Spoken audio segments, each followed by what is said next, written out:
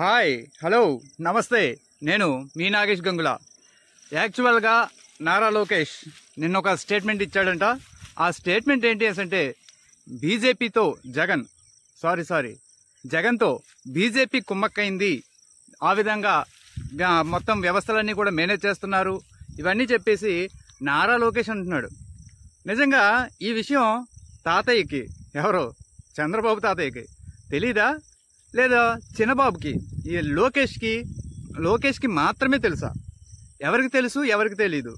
నిజానికి మనం ఎప్పటి నుంచో చెప్పాం. ఎప్పుడు మొదటి రోజు చంద్రబాబు నాయుడు వెళ్ళి ఆల్రెడీ బీజేపీ పెద్దలతో కలిసి ఒప్పందం కుదుర్చుకొని వచ్చిన మరుసటి రోజే జగన్మోహన్ రెడ్డి గారికి ఢిల్లీ నుంచి పిలుపు వచ్చింది. జగన్మోహన్ రెడ్డి గారు ఢిల్లీ వెళ్ళి కలిసి వచ్చారు. ఆ రోజు మనం చేసిన వీడియో ఏంటి?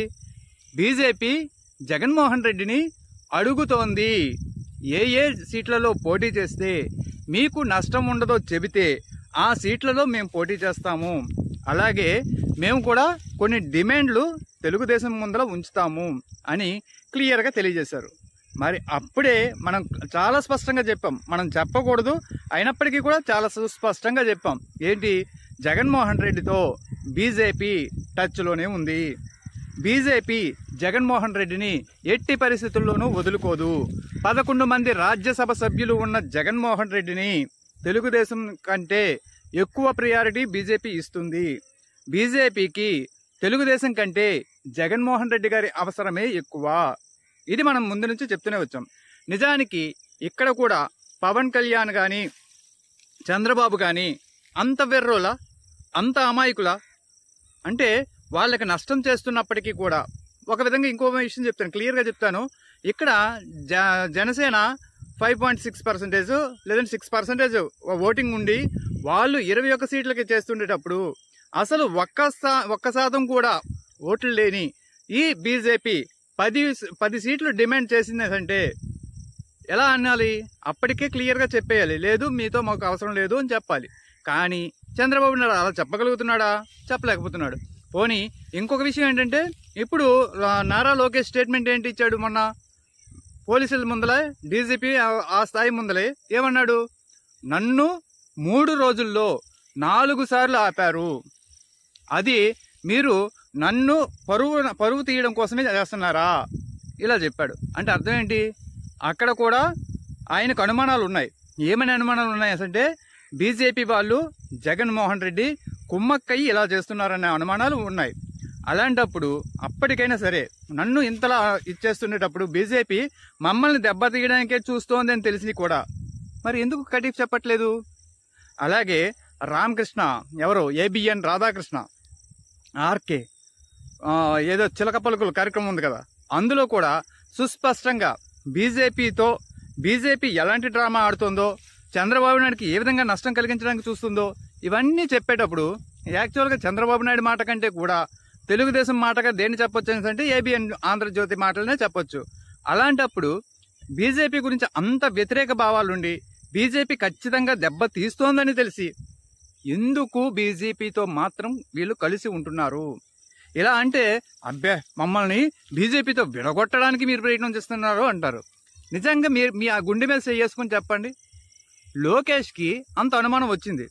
అలాగే దీనికి ప్రత్యక్ష ఉదాహరణ ఇంకోటి ఏంటంటే రఘురామకృష్ణంరాజు, RRR, ఆయన నిద్రమత్తు మొహంతో మాట్లాడుతూ ఉంటాడు కదా, నన్ను బీజేపీ అటు జగన్మోహన్ రెడ్డి తీసేశారు, నాకు సీట్ రాకుండా చేశారు, ఇలా మాట్లాడుతుంటాడు కదా. అలా మాట్లాడుతున్న అతను ఏదైతే జగన్మోహన్ రెడ్డి గారికి మొదటి నుంచి యాంటీగా పనిచేస్తూ వచ్చాడో, జగన్మోహన్ రెడ్డి గారి పార్టీలో ఉంటూనే జగన్మోహన్ రెడ్డికి పక్కలో బెల్లంలా కుంపట్ల మొత్తం తయారయ్యి ఇన్ని రకాలుగా చేస్తూ వచ్చాడో, అలాంటి వాడికి ఈరోజు సీటు లేకుండా చేశాడని సాక్షాత్తు RRR తన ఓటమిని అంగీకరించానని చెప్పేసి మనస్ఫూర్తిగా అంగీకరిస్తున్నాను తాత్కాలికంగా అన్నాడు. తాత్కాలికంగా ఏముంది, అది శాశ్వతమే. మరి అలాంటప్పుడు ఇదంతా ఎవరి వల్ల జరిగిందంటే బీజేపీ జగన్మోహన్ రెడ్డితో సహకరించడం వల్ల జరిగింది. తెలుసు కదా, తెలిసినప్పుడు కూడా కటిఫ్ ఎందుకు చెప్పట్లేదు? ఏంటి ఆ దిక్కుమాలిన పరిస్థితి? అంత హీనస్థితికి ఎందుకు తెలుగుదేశం దిగజారిపోయింది? ఆల్రెడీ మొన్నటికి మొన్న ఒక బీజేపీ నేత ఇంట్లో పర్సనల్గా బీజేపీ వాళ్ళు, తెలుగుదేశం వాళ్ళు, జనసేన వాళ్ళు కూటమి మొత్తం అక్కడ కూర్చొని మీటింగ్ పెట్టించుకుంటే వెంటనే దాన్ని కూడా రద్దు చేయించారు. దగ్గరికి వచ్చేసి అనుమతులు లేవు అని చెప్పేసి రద్దు చేయించారు. అది ఎవరి వల్ల అసాధ్యమైంది? జగన్మోహన్ రెడ్డి గారికి బీజేపీ అండగా ఉండడం వల్ల ఇక్కడ సాధ్యమవుతుంది. మరి మిగతా వాళ్ళు కొంతమంది కంప్లైంట్లు చేసినా కూడా పట్టించుకున్నప్పుడు కూడా ఎందుకు మరి బీజేపీ వాళ్ళని కటీఫ్ చెప్పట్లేదు?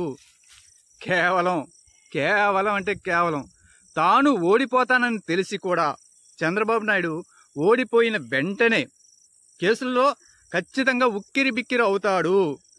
ఆ ఉక్కిరి బిక్కిరి అవుతాడు కాబట్టే ఆ సమయంలో కనీసం తనకి రక్షణ కోసం ఎంతో కొంత సహాయపడతారన్న ఒకే ఒక్క ఉద్దేశంతో బీజేపీని బతిమాలుకుంటున్నాడు.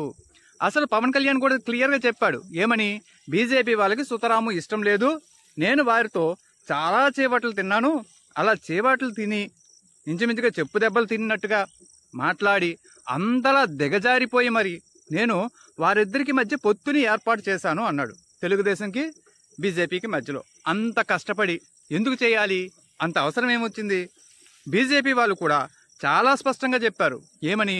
మాకైతే అవసరం లేదని చెప్పాము, కానీ చంద్రబాబు నాయుడు మొదట మమ్మల్ని ఎంతలా తిట్టాడో అంతలా రియలైజ్ అయ్యాడు, తన తప్పుని తెలుసుకున్నాడు, అందుకే వచ్చి మమ్మల్ని బ్రతిమలాడితే మేము అవకాశం ఇచ్చాము అన్నారు.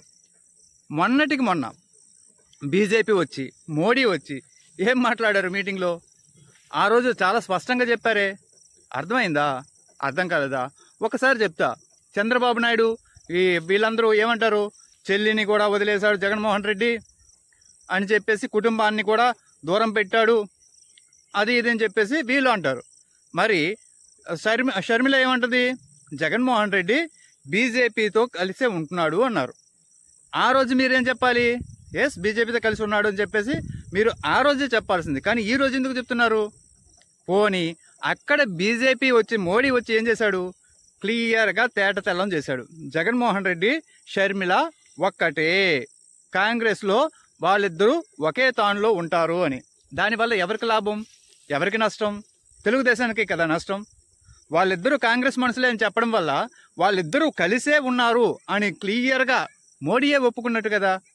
మరి అంతలా ఒప్పుకున్నప్పటికీ కూడా ఈ చంద్రబాబు నాయుడు కానీ ఈ పవన్ కళ్యాణ్ కానీ ఇలాంటి మాట్లాడితే మాకు నష్టం కదండి, మన కూటమికి నష్టం కదండి, మీతో మేము ఉండలేము అని చెప్పగలుగుతున్నారా? చెప్పట్లేదు. జగన్మోహన్ రెడ్డి ఏమైనా పోని పొత్తు కోసం వెంపర్లాడుతున్నాడా? ఆయన వెంపర్లాడట్లే. మరి కారణం ఏంటి? వీళ్ళందరూ ఈ బచ్చగాళ్ళందరూ కామెంట్లు మాత్రం పెడతారు. ఏమని? జగన్మోహన్ రెడ్డి జైలుకి వెళ్ళిపోతాడు, జగన్మోహన్ రెడ్డి అక్కడికి వెళ్ళిపోతాడు, ఇక్కడికి వెళ్ళిపోతాడు. ఎవరో ఈ వీర మహిళలు, ఈ పిల్ల సేన వాళ్ళు, ఇలాంటి వాళ్ళందరికీ పెట్టే కామెంట్లు ఇవి. వాస్తవాలు మాత్రం ఖచ్చితంగా వేరేగా ఉన్నాయి. ఇప్పుడు పాపం ముర్రో కిర్రోమని మన లోకేష్ బీజేపీ జగన్తో కలిసే ఉందని చెప్పడం వల్ల ఏం లాభం? ఒకసారి ఆలోచించండి. మీ అభిప్రాయాన్ని కూడా కామెంట్ రూపంలో తెలియజేయండి. ఆఖరిగా లోకేష్ మాటలని కూడా ఒకసారి పెడుతున్నాను, వినేయండి. టీచర్ని తమాషాడుతుందని చెప్పండి. ఏంటి సార్ ఇది? పొద్దున ఆపుతారు, మధ్య ఆపుతారు. ఎన్నిసార్లు ఆపుతారు సార్? ఎక్కడ ఆపారు? ఏఎంపీ గారు ఆపారు సార్? అయోధ్యరామ్ రెడ్డి గారిని ఆపారా మీరు? బండి పద్ధతి కాదు శ్రీనివాసరావు గారు, ఇది గుర్తుపెట్టుకోండి. పద్ధతి కాదు ఇది. 3 రోజుల్లో ఇది 4వ నన్ను ఆపుతున్నారు. అంటే నా పరువు తీయాలనుకుంటే చెప్పండి, ఇక్కడనే కూర్చోండి.